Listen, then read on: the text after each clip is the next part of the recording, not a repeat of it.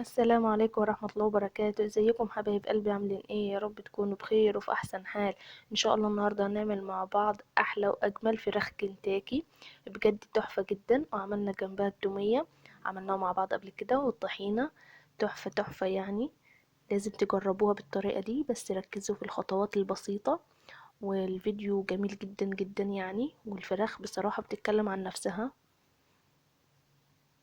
ومقرمشة قوي قوي يعني. يلا بينا ندخل على الفيديو. بصوا بقى، احنا هنا مبدئيا كده معانا 3 فرخات، قطعناهم كده، غسلناهم كويس جدا بالمية والدقيق والليمون، غسلناهم كده وصفيناهم. الفراخ الواحدة 2 كيلو، ما تبقاش كبيرة قوي، احنا ال2 كيلو تبقى مظبوطة جدا. وهنا معانا بقى ايه، مية، هننزل بمعلقتين كبار ملح، وهننزل بمعلقة شطة ومعلقة كمون ومعلقة فلفل اسمر ومعلقة من الكزبرة. وهنقلب كل المكونات دي كلها مع المية كويس جدا بالشكل اللي انتوا شايفينه ده. وبعد ما تتقلب كويس قوي قوي، هننزل بالفراخ على المية.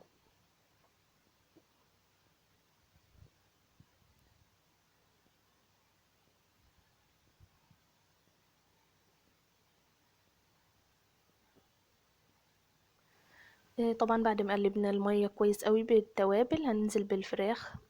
طبعا الصدر زي ما انتوا شايفين كده، فرعاه كده من بعضه عشان يستوي. لما نحطه كده في الزيت ويستوي، يبقى اللحمة بتاعته طرية.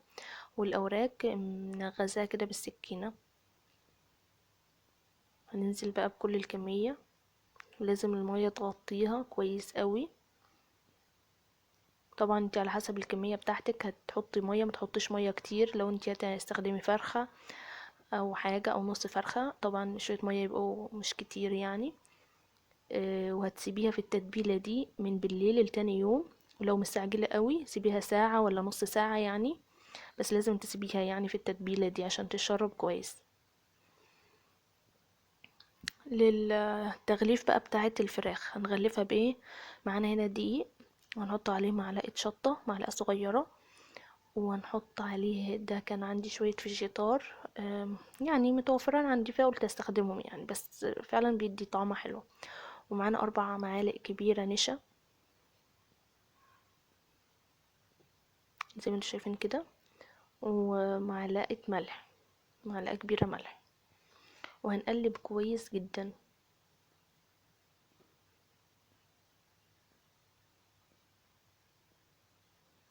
هنقلب كله مع بعضه كده. هنمسك بقى الفراخ من التتبيلة كده بالمية بتاعتها، نحط في الدقيق.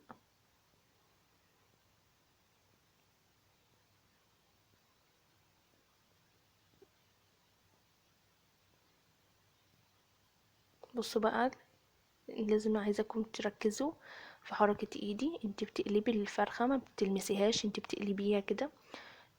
تعدي كده من 1 ل10 مثلا، انت بتقلبي، تقلبيها كويس قوي وتنفضيها كويس.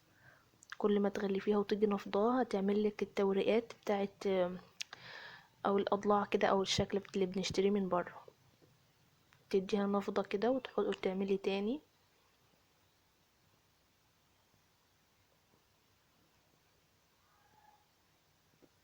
جنبينا بقى مية، مية تكون حلوة كده من الحنفية يعني، فترة ما فيهاش حاجة.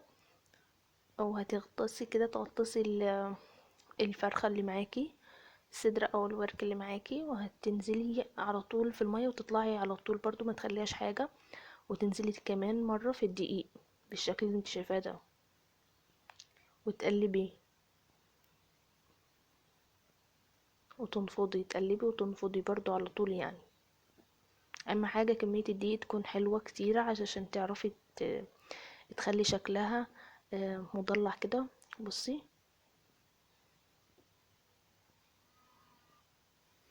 بصي هو ده اللي انا اقصده. عشان توصلي للنتيجة دي، الدقيق بتاعك يكون كتير كده، وتقلبيها كويس قوي.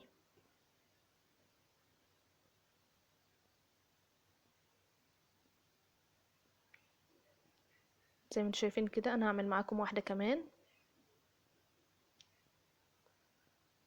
عشان تشوفوا انا بعملها ازاي.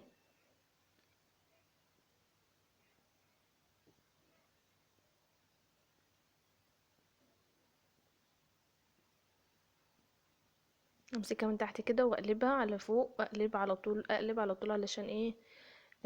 لو مسكتيها مش هتديك لك القرمشة او الزجزجة اللي احنا عايزينها يعني، الشكل بتاع بره.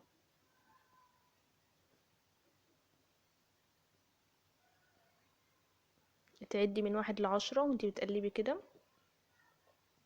تغطسي في المية على طول، ما تسيبيهاش ثواني، يا دوب تغطس كلها وتطلعيها. وتعملي كمان مرة بالدقيق. لو عايزة تحطي كمان مرة، تالت مرة يعني، احنا كده عملنا مرتين، حطينا دقيق مرتين. عايزة تعملي مرة تالتة، هتبقى الطبقة معاكي تخينة قوي ومش لطيفة يعني، وهتكون ناشفة قوي يعني، تبقى صعبة عليكي في الأكل. لكن كده المظبوط هي مرتين بس، زي ما انتوا شايفين كده جميلة جدا. طبعا بقى هنا ايه، الزيت يكون سخن، يكون زيت كده غزير كده وسخن. انا جايبه حاجه غويطه عشان الزيت يكون فيها كتير كده، وحاجه تكون واطيه، والزيت يكون سخن قوي. وننزل بالفراخ، وبعد ما ننزل ببصي اقل من دقيقه نوطي النار، هتاخد معانا من 12 ل 15 دقيقه بالظبط. تبقي حاسبالها علشان تستوي معاكي، وتوطي النار خالص، ما تخليش النار عاليه ابدا.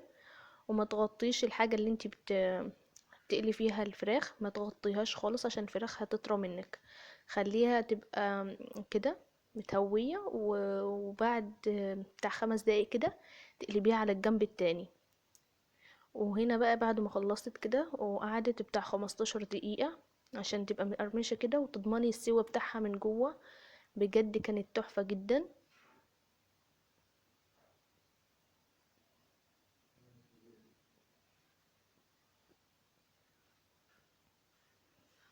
هنا بقى محضرين مصفى معانا وتحتها طبق، عشان هنحط الفراخ في مصفى عشان تصفي الزيت بتاعها، ما تبقاش محتفظة بالزيت يعني.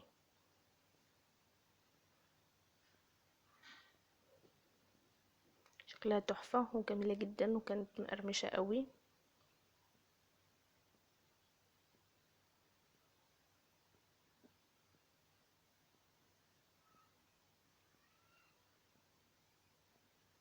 زي ما قلت لك نطلع في مصفى عشان تصفي الزيت بتاعها، ما تبقاش محتفظة بيه، عشان احنا عايزينها مقرمشة.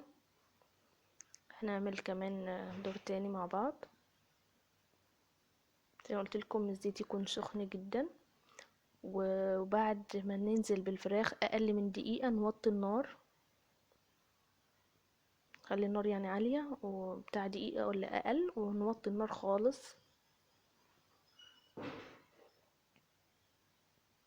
بصوا جميلة ازاي، بذمتكم زي اللي بتشتري من بره ولا لأ؟ والله احلى وانضف وجميلة جدا. وانت ضامنة اصلا الفراخ بتاعتك جايباها ومنضفاها على ايدك كده، وحاجة حلوة قوي. ضامنة نظافتها بجد تحفة، وان شاء الله تجربوها وتعجبكم. بس انا محتاجة بس الدعم منكم كده، وتشجعوني باللايك والاشتراك في القناة لو مشتركتوش. يا جماعة انا قلت لكم قبل كده، اللايك يا جماعة والله مش بيكسبني حاجة ولا بيخسركم انتوا حاجة. بس بعرف ان الفيديو عجبكم، والفيديو بيترفع كده والناس بتشوفه. فعلشان القناة بتاعتي تعلى شوية، فمحتاجة الدعم منكم. تعملوا لي اللايك والاشتراك في القناة لو مشتركتوش، وتفعلوا الجرس. بس هي دي طلباتي عشان انزل لكم كده وصفات حلوة كتير قوي، وتشجعوني بإذن الله كده، وقناتنا تكبر بيكم. طبعا هنا خلصنا الكمية كلها بالشكل ده.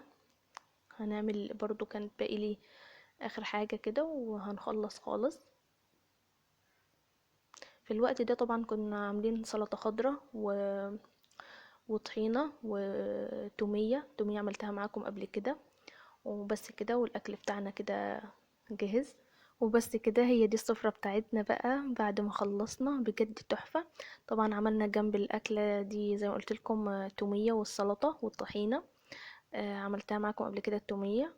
وبس كده، ويا رب يكون الفيديو بتاعنا خفيف وعجبكم. ان شاء الله تجربوا الطريقة دي من الفراخ وتعجبكم بإذن الله. ما تبخلوش عليا بقى باللايك، علشان بتعب في الفيديوهات قوي وبنزل لكم حاجات حلوة كتير. فاشتركوا كده في القناة لو مشتركتوش واعملوا لي لايك للفيديو علشان انزل لكم وصفات حلوة كتير. وهنا الفيديو بتاعنا خلص، اقول لكم سلام.